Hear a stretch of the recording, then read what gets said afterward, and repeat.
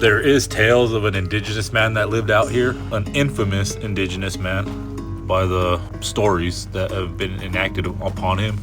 His name was Cujo, and he lived out here between late 1800s and 1940s, I believe. I have heard stories from Piru elders, like in articles and stuff, that say that a lot of these stories are untrue or just unclear. The reason I say the infamous Cujo because between 1910 and 1919, they say he was accused of killing between 7 and 30 people in El Dorado Canyon and the surrounding regions.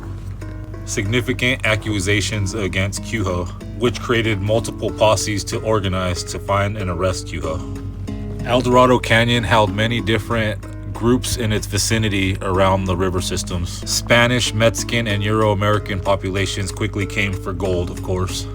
The native populations around here were out fighting and protecting these sacred lands and probably sacred rituals and places of worship for them, which they were just trying to protect. So you could just imagine he very possibly was walking down this very wash just the way I am. And it said that he had one club foot, like his foot was rounded at the bottom.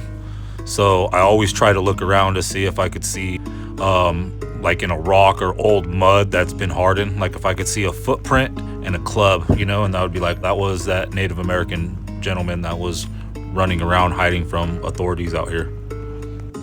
So amongst these settlers, miners, natives, and soldiers, there was Cujo, and he was out just killing people, so they say. You know, he was probably mad. He probably was hurting for food, money, probably didn't have places to stay.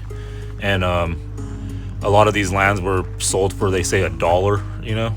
And so possibly he was just being a savage, running around and killing people and stealing. Cujo was a hermit hiding and living out here, adopting old or possibly hidden mines to live in. They say Cujo would do anything to stay alive, recognized as a cold-blooded killer. People would see glimpses of him throughout the 1920s, but no one ever really seen him for sure. He was hiding in these washes, canyons, and mines. It's super interesting. Prospectors in the 1940s found his mummified remains out here. They found dynamite and other items from the Boulder Dam building, which is known as the Hoover Dam. They say he was bitten by a snake. That's how they found him dead, mummified in a cave. It's funny because the sheriff that was out looking for him had actually ended up buying his mummified body and putting him out on display. That's just a little story that I've heard about Cujo.